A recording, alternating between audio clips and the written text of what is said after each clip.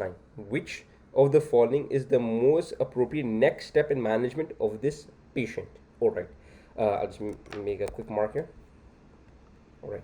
A 65-year-old man is brought to the ED by his neighbor after fainting in the garden.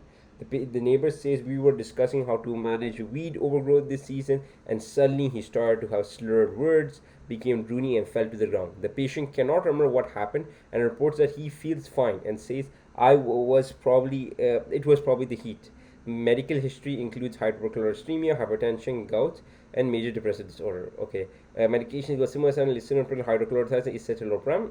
The patient lives with his daughter, who is the next of kin. The patient is mildly depressed and is non-suicidal. Okay, blood pressure is 124 by 72, and HR is 78. The neurological examination shows no localizing signs. The remainder of the exam is normal. The patient leaves to order a full blood count and ECG. On returning into the patient's room, the physician finds him standing next to his bed, fully dressed and ready to leave. The patient says, "I know you want to do this test, but I am really fine and just want to get home." The physician explains that the cardiovascular events such as heart attack and stroke need to be ruled out.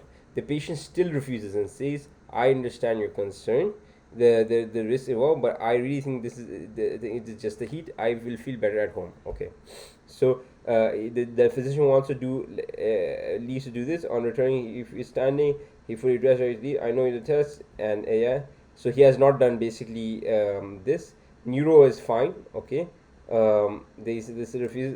Okay, so can contact the daughter and can no, we don't do that. Discharge the patient against medical advice, maybe. Discharge the patient if the neighbor. Okay, obtain psychiatric patient. Yeah, we should first of all check the capacity. Put the patient in the emergency as a whole, as this could be life threatening. Okay, we don't. Okay, this is wrong. Okay, so we did this one wrong. Okay, so discharge the patient against medical advice and instruction follow up. So I think we don't have to check capacity because patient is like, "I know you want to do tests, but I'm really fine. I just want to go get home."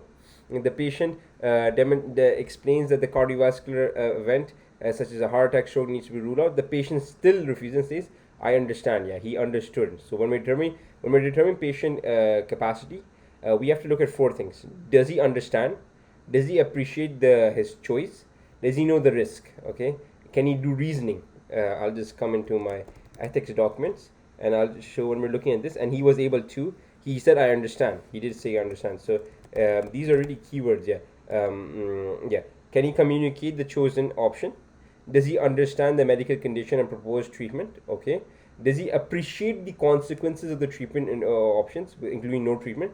Provide a rationale for his chosen treatment. So he did understand. Let's come to education objectives. Patient with decision making have the right to refuse. In this case, the discharge against medical advice should be documented and instructions for adequate follow up. So the one that I chose was D. Any treating physician can assess capacity.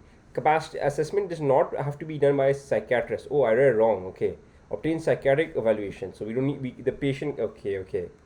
We don't need to go to a psychiatrist. We ourselves can determine. Okay, I got that one. Yeah, that was a foolish mistake.